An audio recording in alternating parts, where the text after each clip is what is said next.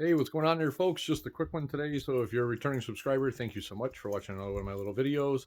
And if you're new to the channel, I do a little bit of a variety on making things last, basic maintenance and things like that. Today it's actually going to be just a quick little fabrication video on my plow here. Fisher Homesteader. So if you're clicking on it for that, great. If you probably won't have this case unless you maybe have an aftermarket bumper, or maybe you're putting this on a larger truck. But anyway, I'm going to turn around and tell you the problem, and we'll get right to it. All right, so I got a Fisher Homesteader, and what's happening is my aftermarket bumper is extended out a little bit more than the factory Tacoma bumper for what this truck or plow is actually supposed to go on.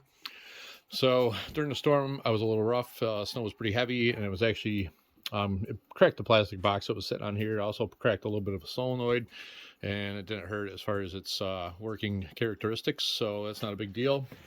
So what I'm going to do today is I'm actually going to grind some brackets. I'm going to weld them up. They're going to fit from here to here. I'm going to put a couple little rubber bumpers on there so them will actually hit the bumper before the solenoids hit it. So I'll start grinding them up, and we'll weld them, fabricate them up, and we'll go from there.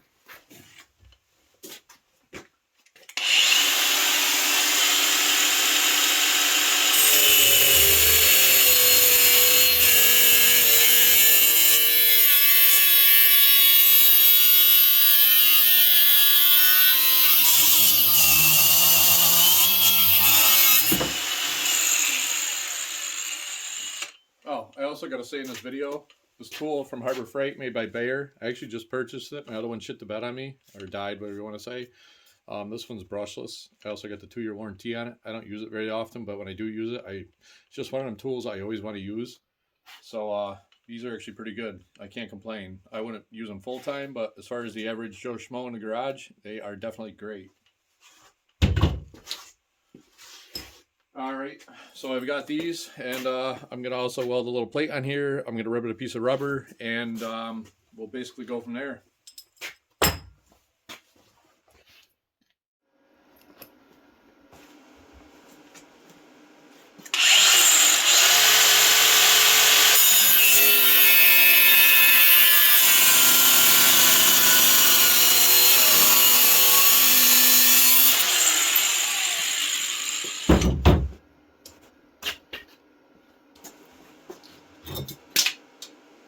Okay, got a couple little squares or tabs that I'm going to weld to the brackets, and we'll go from there.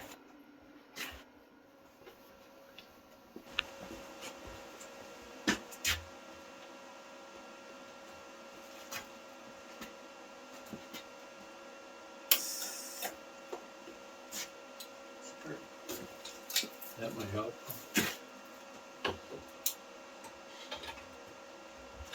We'll try that now.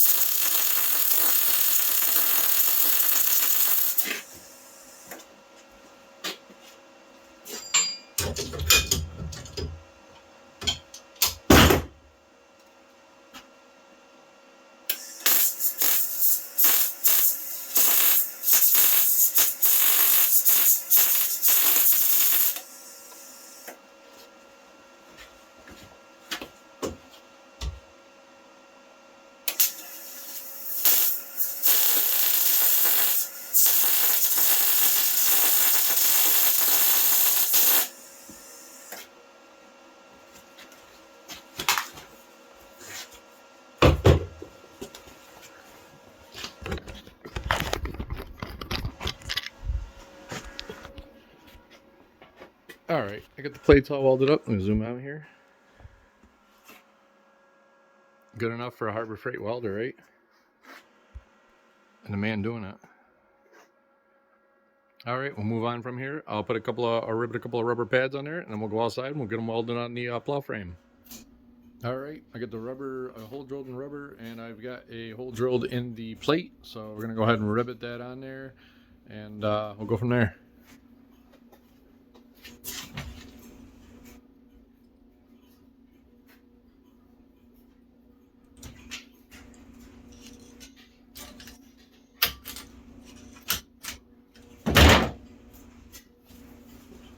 All right, that's all riveted on there. Hopefully the rivet doesn't break and the rubber don't fall off. I guess if that happens and I hear a bang, I'm gonna know what happened. That should cushion if it hits the bumper. So we'll go outside and we'll weld this baby up and see what we get.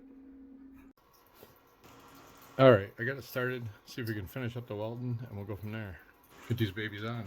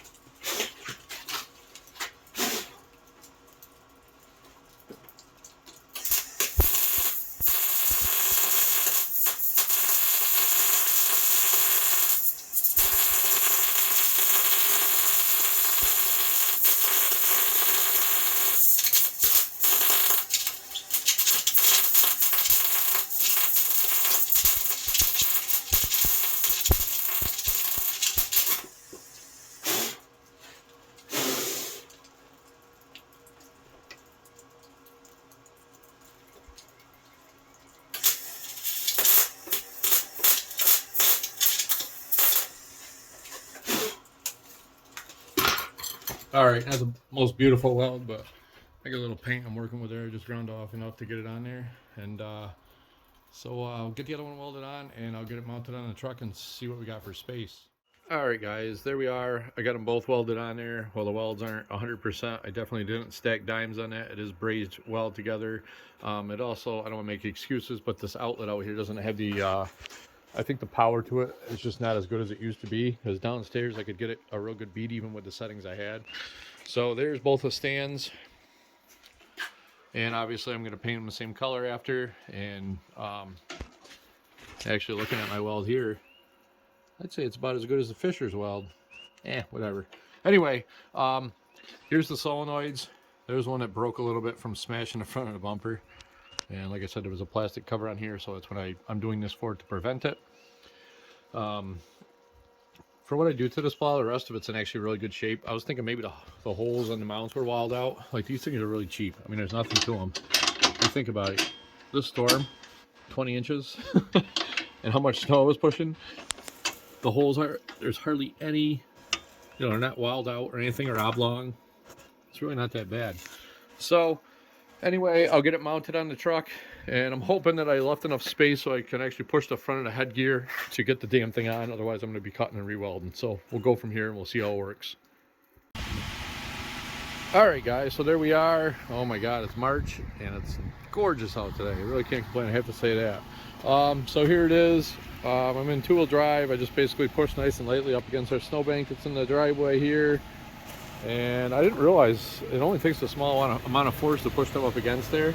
So there it is working. Obviously, my biggest thing is with the clearance. Well, I got a rubber cover on there now, but there's plenty of clearance now.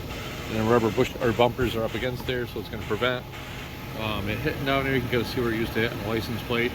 And then it broke part of the solenoid hitting this bar too. So there's plenty of a gap in there now. We're up against there. Yeah, so that's a little simple Kurt engineering for you. Thanks for watching.